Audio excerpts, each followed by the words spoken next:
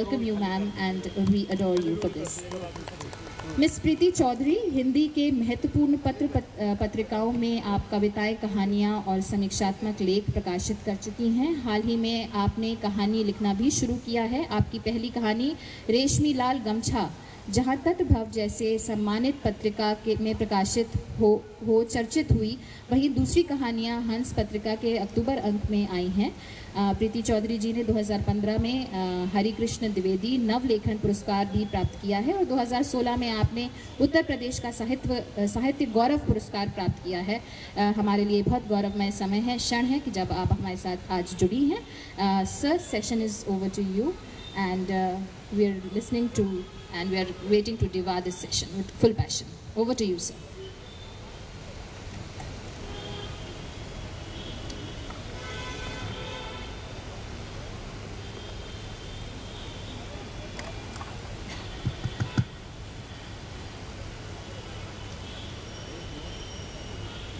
नमस्कार।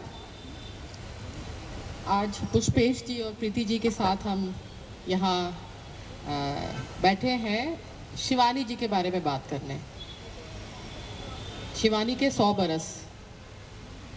हम लोग सब एक वक्त पे शिवानी जी को पढ़ते हुए बड़े हुए और मुझे अभी भी याद है कि जब धर्मयुग और हिंदुस्तान में उनके उपन्यास धारावाहिक आते थे तो मुझे कुछ तो शमशान चंपा और कैंजा, इन सबों की ऐसी याद है कि हम लोग किस बेकरारी से इंतज़ार करते थे कि अगला अंक कब आएगा। तो वो टुकड़ों टुकड़ों में पढ़ना और बाद में फिर जब वो किताब के रूप में पढ़ा तो वो लगता है कि एक दुनिया उन्होंने हम लोगों के सामने खड़ी की। वो पूरी दुनिया जो पहाड़ों की दुनिया थी, कुमाऊँ की दुनिया थी। और कई बार अब जैसे मैं सोचती हूँ कि जैसे टॉमस हार्डी ने वेसेक्स के बारे में लिखा और रेनू ने पूर्णिया के बारे में लिखा, इस तरह से पहाड़ के लिए जो हमारा पहला एक विजुअल था वो शिवानी जी की कहानी और किताबों में थी। आप शिवानी जी से जुड़े हैं, आपसे बहुत सारी बातें आज हमको सुननी है। मैं कहीं पढ़ रही थी कि उन्होंने 9 साल की उम्र में कोई बच्चों की कहानी लिखी थी और 9 साल की उम्र से बढ़ते बढ़ते वो पद्मश्री तक आई और उनकी राइटिंग्स इतनी पॉपुलर आज तक भी। तो उनकी जर्नी के बारे में आप कुछ बताएंगे?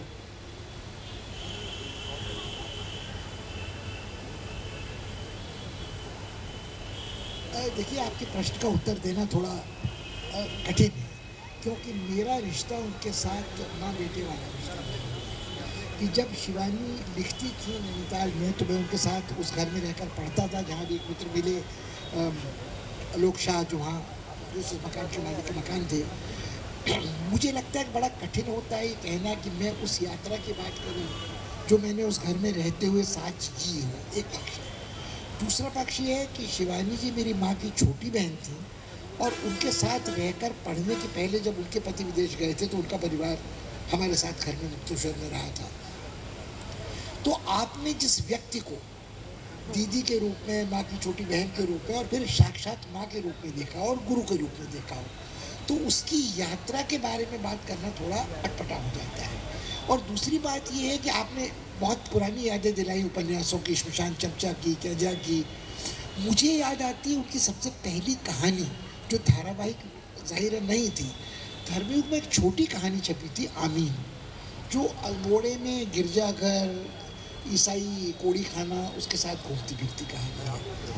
और आपने एक और बड़ी रोचक बात कही, आपने कहा कि पहाड़ की दुनिया से उन्होंने लोगों को परिचित कराया।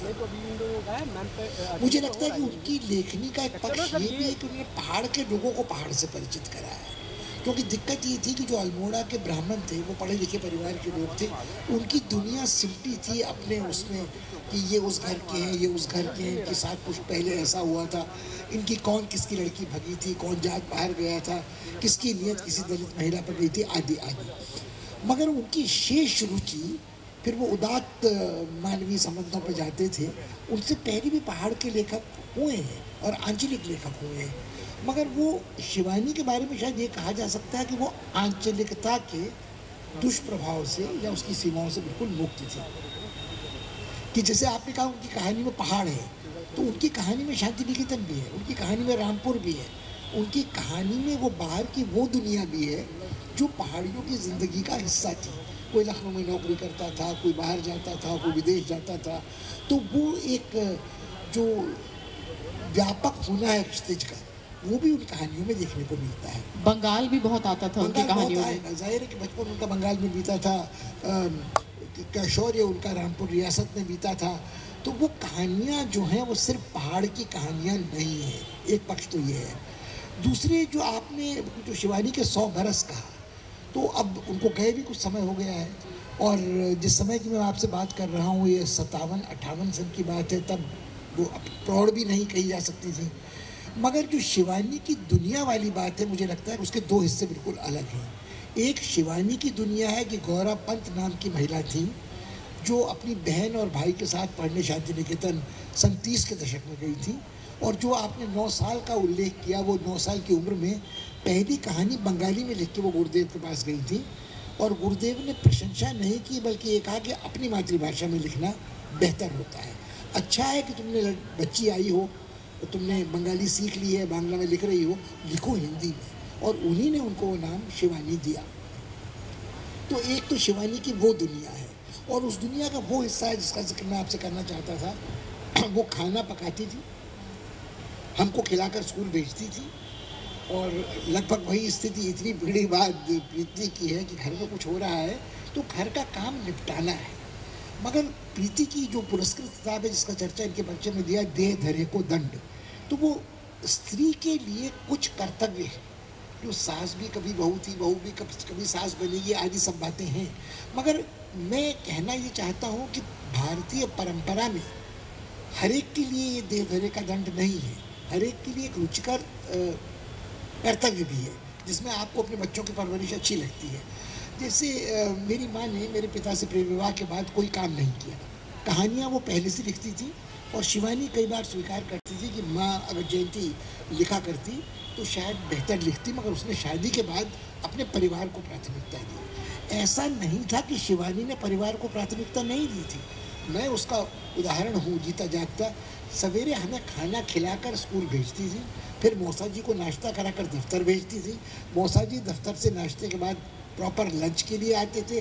जब तक ये काम पूरा होता था हम लोग स्कूल से बच्चे लौटने लगते थे, मृणाल, ईरा, मैं, बीनू दी, हमको दोबारा खिला पिलाती थी। तो उनके पास जो लिखने का समय था वो बच्चों को स्कूल पति को नाश्ता करा कर भेजने के बाद लंच तक, और लंच के बाद बच्चों के स्कूल से लौटने तक का समय था। उसके बाद वो हमें पढ़ाती थी, हमें वाद विवाद प्रतियोगिता आदि के लिए तैयारी करवाती थी। और आपके बारे में जो परिचय था तो उन्होंने कहा पेंटिंग भी करती है, म्यूज़िक में भी रुचि है।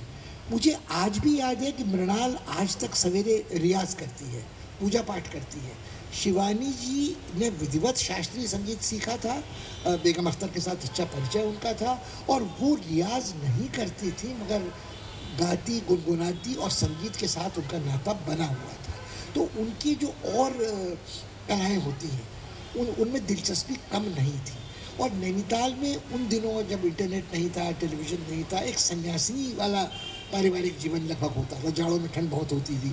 तो परिवार और साहित्य साधना के बीच में जो संतुलन उन्होंने बनाया, जो मेरी माँ नहीं रख सकी थी, वो मुझे लगता है कि उनकी दुनिया का वो एक हिस्सा है कि शिवानी की दुनिया में परिवार था, शिवानी की दुनिया में साहित्य था, शिवानी की दुनिया में बाकी कलाएँ थी, और ये नहीं था कि वो गूंगे की तरह उनका रस खुद पीती थी।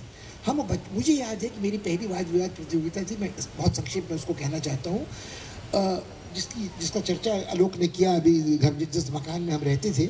उर्मिला स्मारक वाद विवाद प्रतियोगिता थी कि फिल्में इस युवा पीढ़ी की संस्कृति को नष्ट कर रही हैं, तो मैं इसके विपक्ष में बोल रहा था। उन्होंने 3 घंटे मेरे संग बैठकर मुझे संगीत के माध्यम से समझाया कि अगर मुग़ल आज़म में है कि आज गावे मरमुरा झूम के, तो एक तरफ अमीर खां साहब हैं, एक तरफ बड़े गुलाम अली खां साहब हैं, और फिल्मों के बहाने यदि पीढ़ी इस संगीत को सुनती है तो वो नष्ट नहीं होती, संस्कृति सुधरती है। उसमें मुझे पहला पुरस्कार मिला इस कारण कि उन्होंने मेरे साथ इतना श्रम उस वाद विवाद प्रतियोगिता में किया था, और कहा था रट के कुछ नहीं बोलोगे, लिख के कुछ नहीं ले जाओगे, कागज़ की पुर्जी पर नज़र नहीं डालोगे। तो मुझे लगता है कि वो जो उनका पक्ष था शिवानी की वो दुनिया जो नितांत व्यक्तिगत एकांत दुनिया थी, वो बिल्कुल फ़र्क थी उस साहित्य की दुनिया से। नहीं, ये आपने सही कहा कि वो सब चीज़ों को करते हुए उन्होंने लिखा इतना, और संगीत भी था उनके। कहीं मैंने पढ़ा था ईरा पांडे जी ने जो लिखा है अपनी माँ के बारे में, तो वो लिखती हैं कि शायद वो जो जीवन जीना चाहती थी वो जीवन नहीं जी पाई, और जो जी रही थी, तो इस तरह का जो है कोई डाइकोटमी शायद सब स्त्रियों के। मुझे देखिए लगता है कि ईरा बहुत न्याय नहीं कर रहे हैं अपनी माँ के प्रति, क्योंकि ईरा भी कितनी बिंदास हो, वो यहाँ है नहीं, मगर जब तक उनकी सास जीवित थी वो भी तो सास की सेवा कर ही रही थी ना। उस घर में अनुशासन जिया जो मौसी थी सास का ही चलता था, और वो पूरी पारंपरिक सास थी। उनके यहाँ भी भागवत होता था, जागरण होता था, और बहू घर में 12 दिन 11 दिन निरंतर रहती थी। लड़का जो आईएएस ईरा का पति था वो अपनी माँ के सामने मुंह नहीं खोल सकता था। तो आज आप हाइंडसाइट में ये कह सकते हैं कि मेरी माँ ये जीवन जीना चाहती थी, वो नहीं जी सकी। उसका कारण मैं आपको बताऊँ, ये माना जाता है कि उनके पति बहुत अनुशासन प्रिय थे और सख्त थे, मगर मौसा जी के बारे में ये कहना उनके प्रति भी अन्याय है कि उनके कारण मौसी वो जीवन नहीं जी सकी जो वो जीना चाहती थी। तो मौसी शिवानी क्या जीवन जीना चाहती थी? उनके जब वो शांति निकेतन में थी, किशोरी थी, मेरी माँ के जो सहपाठी और समवयस्क थे वो लोग मल्लिका साराभाई थी, सत्यजीत रे 1 साल उनसे जूनियर थे, मामा के सहपाठी थे, उनको अंग्रेज़ी पढ़ाते थे बलराज साहनी। मगर उस युग में क्या ये संभव था कि मल्लिका साराभाई की पारिवारिक पृष्ठभूमि बिल्कुल भिन्न थी, बलराज साहनी के जीवन तक वहाँ पहुँचने के पहले बिल्कुल भिन्न था। तो कौन कल्पना कर सकता था कि जो पहाड़ी लड़की वहाँ पढ़ने गई है स्कूल में, शिक्षा भवन में, कला भवन में, ग्रेजुएशन में नहीं, ग्रेजुएशन मैंने वहाँ से किया, तो क्या करती वो? क्या वो फिल्म एक्ट्रेस बनती? क्या वो नर्तकी बनती? क्या वो सोशलाइट बनती? मुझे लगता है कि वो क्या बनना चाहती थी इसका हम आज हाइंडसाइट में नहीं तय कर सकते हैं, बल्कि मुझे तो लगता है कि जो करना चाहती थी किया उन्होंने वही किया। हाँ, उन्होंने इतनी कहानियाँ लिखी, और एक लेखक बनने में मुझे लगता है सबसे बड़ी नियामत है कि आप एक फ्लाइट ले लेते हैं, आप सब तरह की दुनिया में जा सकते हैं। मैं अकेला नहीं हूँ जी, आप कहानियाँ ही नहीं रची आपने पुष्पेश पंत के मानस को पढ़ा, आपने मृणाल पांडे के मानस को पढ़ा, आपने ईरा पांडे को ईरा पांडे बनाया, और आपने उनका जो सबसे छोटा लड़का मुक्तेश है निकी, उसको मुक्तेश बनने दिया।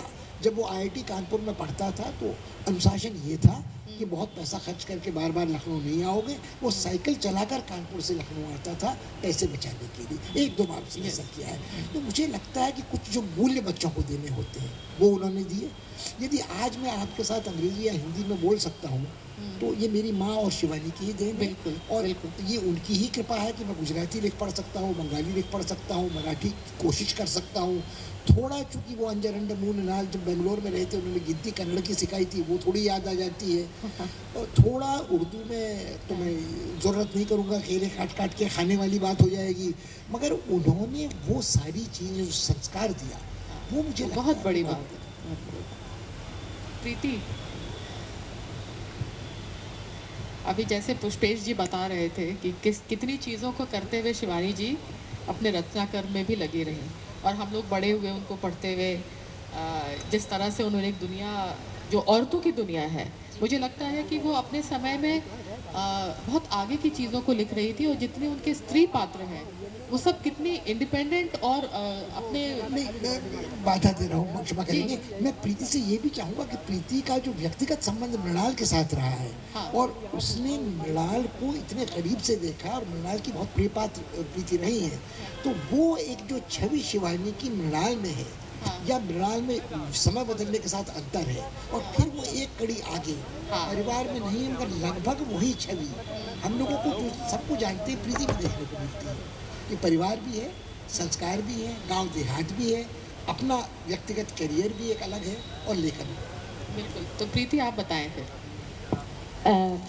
बहुत बहुत शुक्रिया प्रतीक्षा जी। मुझे बहुत अच्छा लग रहा है कि मैं शिवानी जी पे तब बोलने का मौका मिल रहा है जब हम उनकी शती मनाने वाले हैं, और जब पता चला कि इस पे बोलना है तो मैंने एक जैसे फिल्म की तरह बहुत सारी बातें जहन में आई कि जब हम लोगों ने शिवानी को पढ़ना शुरू किया था, और बाकायदे जब बड़े हुए और एक कथित मुख्य धारा का साहित्य पढ़ने लगे, तब शिवानी जी से कैसे दूरी बनी या नहीं बनी, और अब जब नए सिरे से हम शिवानी को पढ़ रहे हैं तो किस तरीके के सवाल आते हैं। तो मैं सर ने जो कहा मृणाल जी वाली बात, उस पर भी बाद में आऊँगी। पहले तो अगर हम शुरुआत इस ढंग से करें कि जो शिवानी की दुनिया थी, उस दुनिया में यथार्थ कितना था, क्योंकि जब भी हम शिवानी के अवदान की बात करते हैं तो एक ये तो होता है कि नहीं वो बहुत लोकप्रिय थी। जैसे धर्मवीर भारती को जब भी लगता था कि धर्मयुग का सर्कुलेशन थोड़ा घट रहा है तो ये कहा जाता है कि वो उनके उपन्यास धारावाहिक के रूप में छापना शुरू कर देते थे और उसकी प्रसार संख्या 1-2 हज़ार नहीं 40-50 हज़ार के लगभग बढ़ जाया करती थी। तो आप अंदाज़ा लगा सकते हैं कि उनका लेखन कितना लोकप्रिय था। और आज इतने सालों बाद भी किसी भी पुस्तक मेले में शिवानी जी की जो किताबें हैं, कहानियाँ हैं, उपन्यास हैं, जितने संस्करण आए हैं, जितने हाथों हाथ लिए जाते हैं, तो ये समझने की ज़रूरत पड़ती है कि आखिर उसका तत्व क्या है जो उनको आज भी प्रासंगिक बनाए हुए है। बेशक आप कह सकते हैं कि वो जो प्रेमचंद की कथा साहित्य की परंपरा है उससे वो सीधे जुड़ी हैं कि नहीं जुड़ी हैं, तो मैं कहूँगी कि जो वो एक साहित्य की वो परंपरा है जिसमें उन्होंने किसी की नकल नहीं की है। शिवानी ने अपना मुहावरा खुद गढ़ा है और एक जो उनकी कहानी की संरचना है उसमें हम कई ढंग से देख सकते हैं। बल्कि आज तो हम ये कह रहे हैं कि वो तब लिख रही थी तब बहुत स्त्री विमर्श का शोर नहीं था, कोई बात नहीं हो रही थी, लेकिन आज हम स्त्री नारीवाद के नज़रिए से भी उनकी कहानी का पुनर्पाठ करें तो उसमें कई सारी बातें ऐसी हैं जो हमें वो ध्यान खींचती हैं। जो उनके महिला पात्र हैं, जो उनमें छटपटाहट है, जो बेचैनी है, जो एक स्वाभिमान है, वजूद को लेके जो उनकी एक सजगता है। मैं कई कहानियों का उदाहरण दे सकती हूँ, जैसे कि और जो सर आपने जो सीधा सवाल किया था कि पहाड़ की महिलाएं, पहाड़ का जीवन तो है, लेकिन एक नए सिरे से हमें व्याख्या करना चाहिए कि शिवानी की कहानियों में जो पहाड़ की महिलाओं का प्रतिनिधित्व है उसके साथ शायद साहित्य की आलोचना जगत ने न्याय नहीं किया है। बेहतर होता कि जब उनकी क्षति आ रही है तो हम उस पर नए सिरे से बात करें, क्योंकि देखिए वो लेखन जो है उनका प्रचुर मात्रा में जितना लिखा है ये तभी संभव है जब उसमें एक उनकी प्राकृतिक क्षमता हो, दूसरा ये कि लोगों से मिलने और उनको ऑब्जर्व करने की बड़ी बारीक दृष्टि उनके में ज़रूर रही होगी, क्योंकि जिस तरीके की घटनाओं का वो ब्यौरा देती हैं, जिस छोटी छोटी बातों को जिस मोड़ तक ले जाती हैं, वो वही लेखक कर सकता है जिसकी लोगों की और समाज की समझ बहुत अच्छी हो। जैसे मैं 2-3 कहानियों का अगर उदाहरण दूँ, जैसे 3 कन्याएँ जो कहानी है जो इलाहाबाद के परिवेश में है, वो एक बंगाली परिवार है, वहाँ के रहता है, तो 3 लड़के कैसे माँ के सख्त अनुशासन में बंध के जो उनकी स्वाभाविक जीवन की चाहत है वो ख़त्म हो जाती है। तीनों प्रतिभाशाली नहीं है, तीनों की अपनी एक आंतरिक इच्छाएं भी हैं, लेकिन एक कठोर माँ किस तरीके से उन बेटियों का पूरा जीवन व्यर्थ कर देती है। अगर आप भी आज उसको पढ़ें तो लगता है कि शिवानी ने उस महिलाओं के भावों को कितनी अच्छी अभिव्यक्ति दी है, उस अनुशासन के द्वार में उनका जीवन कितना नष्ट हो रहा है। उसी तरह जो उनकी एक कहानी है चील गाड़ी, मतलब अगर हम उपन्यासों की बात ना करें, कुछ कहानियों को ही एक प्रतीक के रूप में मान लें, तो जो चील गाड़ी कहानी है, देखिए उन्होंने कब रचा उसको। उनकी जो महिला पात्र है उस परिवार के ढांचे को जब वैधव्य झेलते हुए कितने द्वंद्व में रह के वो तोड़ने का, भाग जाने का निर्णय लेती है। वो इतना आसान नहीं होगा। अगर आज वैसी कोई कहानी लिखे तो उसको कोई बड़ी बोल्ड कहानी कह सकता है कि इन्होंने देखो कितनी बहादुरी दिखाई है, लेकिन वो कितने मंथर भाव से वो कहानी रच दी है कि वो लड़की छोड़ देती है, एयर होस्टेस बन जाती है। तो यहाँ जो उसकी अपनी इच्छा है कि मैं पढ़ रही हूँ, मेरी कुछ चाहते हैं, बहुत सारी उनकी महिला पात्र बिल्कुल परिवार की कथित मर्यादा की वेदी पे कुर्बान होती हुई भी दिखती हैं, ऐसा नहीं है, लेकिन कई सारी ऐसी महिलाएं हैं जो उस सीमा को तोड़ देती हैं, जिसमें ये कहानी शामिल हो सकती है। दूसरी एक और कहानी जिसका मैं जिक्र करना चाहूँगी जो माई है, इसमें तो बल्कि कई कहानियों में जब उनकी मैं कहानियों से दोबारा रूबरू हो रही थी तो उसमें उन्होंने जो आप कहें कि जो स्त्री की शारीरिक इच्छाएं उसको भी बड़ी जगह दी है। उसको वो ऐसा कोई देवत्व लादना नहीं चाह रही है कि अरे स्त्री है तो इसके अंदर कोई सेक्सुअलिटी की कोई चाह नहीं है।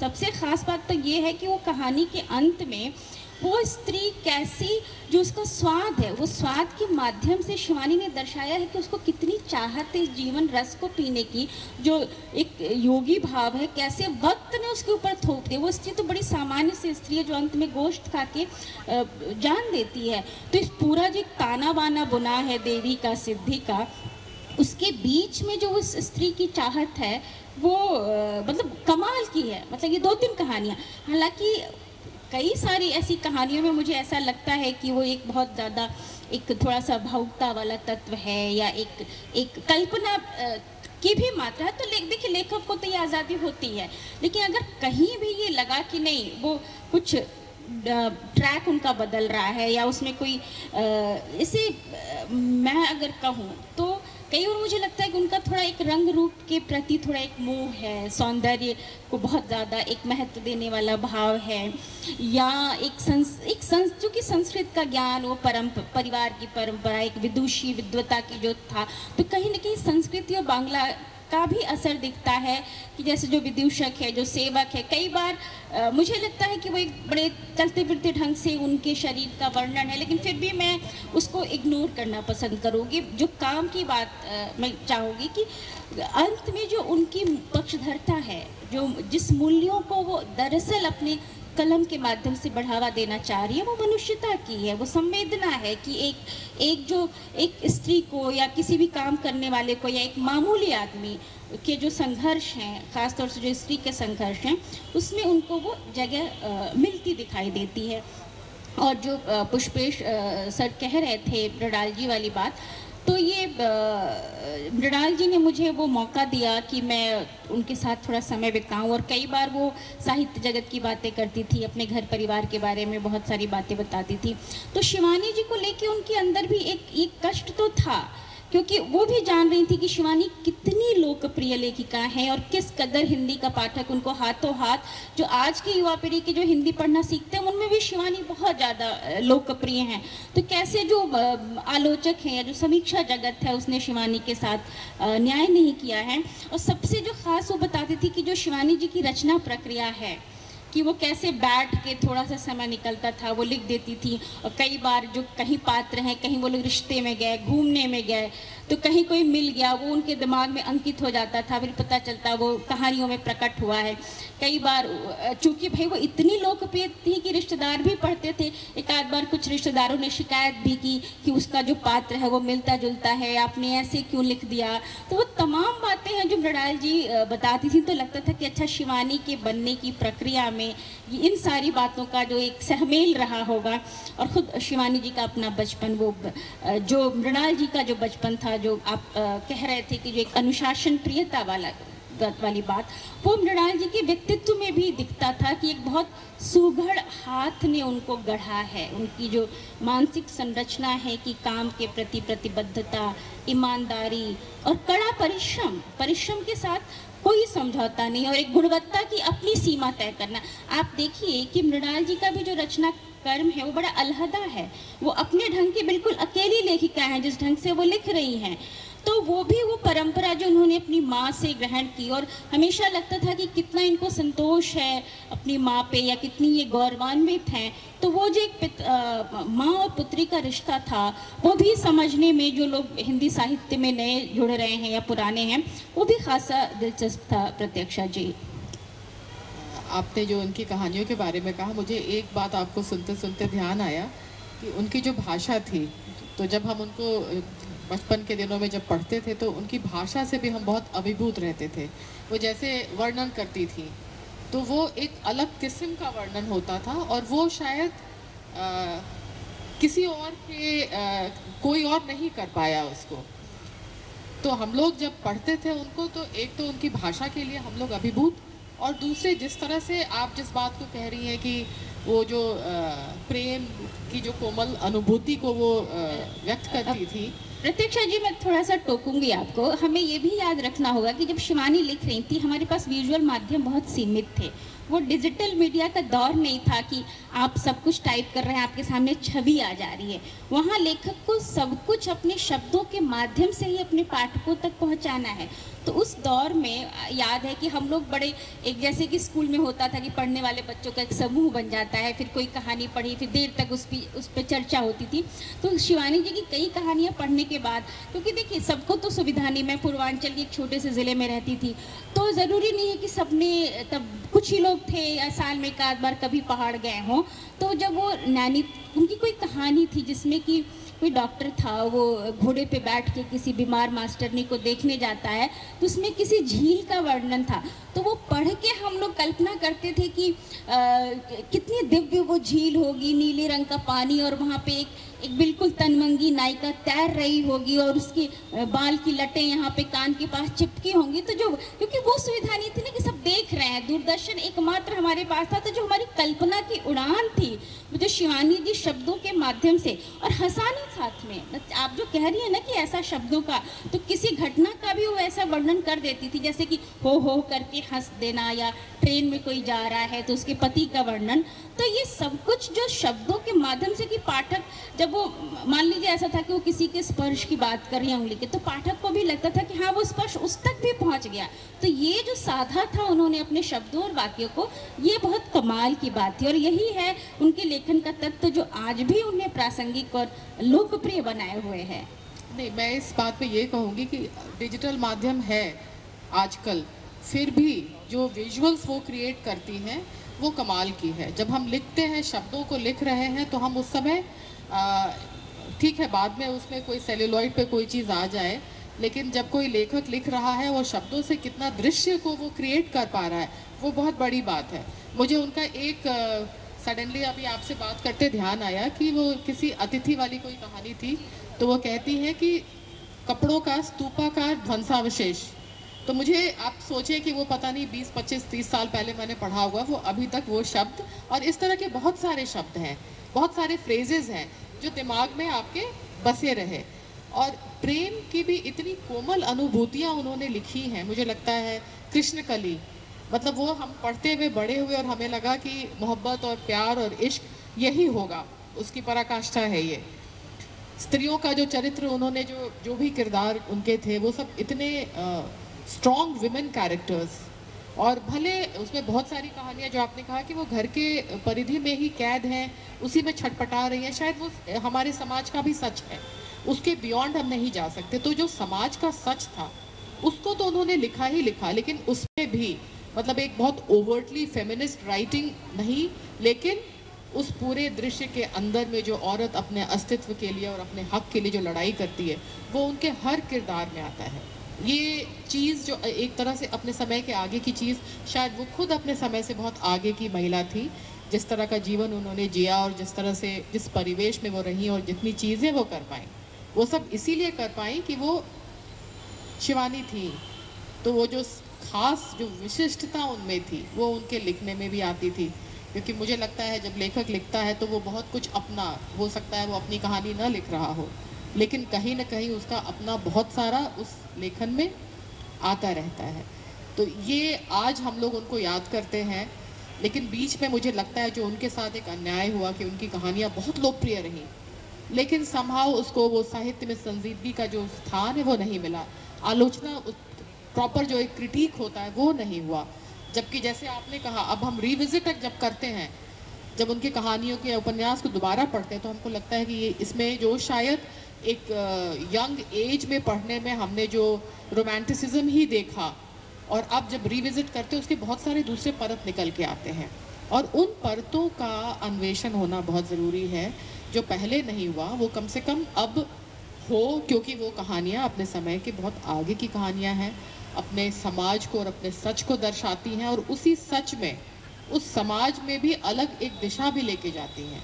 ये बहुत बड़ी बात है। तो मुझे लगता है कि उनका एक दोबारा उनकी चीज़ों का, उनकी लिखाइयों का एक फिर से एटलीस्ट ये हम लोगों के लिए बनता है कि ये हम इसको करें। नहीं, मेरे ख्याल में प्रीति ने जो बात सुझाई है वो बहुत व्यावहारिक है कि इस जन्म शती में कम से कम एक पुनरावलोकन और पुनर्मूल्यांकन। मैं एक छोटी बात जोड़ना चाहूँगा जो प्रीति ने प्रकारांतर से कही है। मुझे लगता है इस अन्याय के लिए दो बातें जिम्मेदार हैं। उनका लेखन इतना लोकप्रिय था कि हमारे यहाँ जो बोझ है कि जो लोकप्रिय साहित्य है वो महत्वपूर्ण कालजयी साहित्य नहीं है। आप प्रेमचंद नहीं हो सकते, आपने जब तक गोदानी न लिखा हो और प्रगतिशील लेखक संघ आपके साथ न जुटा हो, तो चूँकि वो किसी गुट के साथ नहीं जुड़ी थी। और दूसरा अन्याय का कारण मेरे ख्याल में ये, जो प्रीति ने बिल्कुल सही कहा कि उपन्यासों के चक्कर में कहानियाँ उपेक्षित रह गई हैं। और जितनी विधाओं में शिवानी ने लिखा है, संस्मरण, लेख, लगभग वही विशेषता मृणाल की है। मैं एक अंत में छोटी बात कहना चाहता हूँ, जितनी बार मैं शिवानी की बात करता हूँ मुझे मृणाल अक्सर याद आती है। जो उसका एक पक्ष है कि मेरा अच्छा संबंध प्रेमचंद परिवार से भी रहा, श्रीपत जी और अमृत राय जी दोनों का स्नेह मुझे मिला, मगर जो पिता पुत्र की एक वो ईर्ष्या का रिश्ता होता है कि बरगद अगर पिता है तो उसकी छाया से बेटा कैसे निकलेगा, वो मुझे लगता है कि माँ और बेटी में नहीं होता है। मृणाल की एक किताब माय मदर्स डॉटर भी है अंग्रेजी में। मुझे लगता है कि मृणाल ने क्या नहीं किया है। मैकार्थर जीनियस फाउंडेशन की ग्रांट मिली है, प्रसार भारती की चेयरपर्सन रही हैं, कितने उपन्यास कितनी विधाओं में लिखे, अंग्रेजी हिंदी में सिमल्टेनियसली। मगर आज भी कुछ मूर्ख जब ट्विटर में कहते हैं आप तो अपनी माँ की कमाई खा रही हैं, कि माँ का नाम भुना रही है। हाल में ट्विटर में हुआ था। तो मुझे लगता है कि मृणाल जानते हैं कि वो जिस विरासत का हिस्सा है उसमें वो अपनी माँ की प्रतिद्वंदी नहीं है, वो उसी परंपरा को आगे बढ़ा रहे हैं। ये मुझे उदाहरण साहित्य में अन्यत्र में बहुत कम मिलता है कि बाप बड़ा लेखक था, बेटा फिर थोड़ा कुछ कमतर है या चमत्कार दिखाना चाहता है, मगर इस परंपरा में ये मुझे ये भी लगता है कि मृणाल जी की शैली बहुत फ़र्क है। वो उसी परंपरा में आगे हैं लेकिन एक भिन्न शैली में। मुझे याद है जब उनकी विरुद्ध एक उपन्यास, वो भी शायद धारावाहिक साप्ताहिक हिंदुस्तान में आया था, तो मैं पढ़ के मुझे लगता था कि अरे, मतलब वो एक होता ना, एक इम्प्रेशन आपका बनता है कि, और मैं उस अपने इम्प्रेशनेबल एज में सोचती थी कि ओ शिवानी बेटर है कि मृणाल। और मैं हर बार मुझे लगता था कि मृणाल बिल्कुल अलग है और कितनी ख़ास है, जिस तरीके की चीज़ें उन्होंने लिखी हैं वो। और ये बहुत मुश्किल है कि अपने आप माँ की विरासत से आएँ, उसी परंपरा को आगे बढ़ाएं, लेकिन आप शैली इतना फ़र्क कर लें, वो बहुत बड़ी बात है उनमें। क्योंकि बहुत आसान था कि वो उसी तरह से लिखती जैसे शिवानी जी लिख रही थी। हेलो, एक बात, मृणाल जी बिल्कुल अलग लिख रही हैं। अभी हम लोग शिवानी जी की कुछ बातें जो अनदेखी रह गई, मुझे लगता है कि उनको बताना बहुत ज़रूरी है कि कैसे मुख्य धारा के साहित्य ने या आलोचकों ने क्या सोचा होगा कि भाई उसमें क्या मामूली आदमी का संघर्ष नहीं है। यही होता है ना कि कई बार बहुत एक अभिजाती या उसको समझा जा सकता है यदि आप पढ़ें बिल्कुल निष्पक्ष होके। लेकिन मैं जो शिवानी जी की कहानियों को, उनकी रचनाओं का पुनर्पाठ कर रही हूँ, तो मुझे बहुत सजग होके भी कर रही हूँ, तो मुझे लग रहा है कि शिवानी ने कोई ऐसा मौका नहीं छोड़ा है जहाँ वो गलत परंपराओं पे सवाल न लगाएं। कहानियों वो कहती है कि देखिए हिंदू धर्मशास्त्र का देखिए, जो चला गया उसके लिए देहरी पे दीप जल रहा है और जो विधवा स्त्री अंदर कमरे में है उसके यहाँ अंधेरा है।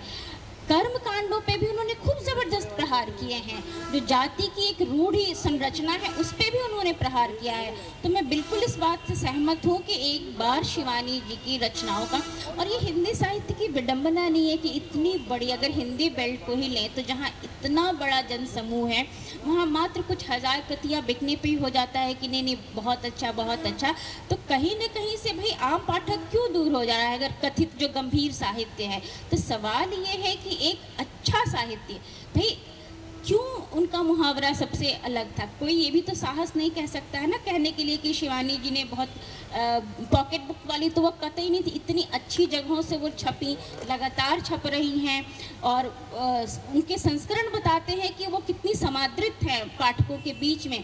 तो क्यों ना अब जो उनका अवदान है उसको हम फिर से पुनर्पाठ करें। ख़ासतौर से समाज का हर वर्ग उनके रचनाओं में है, लेकिन जो महिलाओं का जो चित्रण है, महिलाओं की जो जीवन स्थितियाँ हैं, उनका पुनर्पाठ मेरे ख्याल से बनता है और वो एक ज़रूरी है। तभी हम जो शिवानी की दुनिया है, जो दुनिया उन्होंने रची है, उसके साथ हम न्याय कर पाएंगे।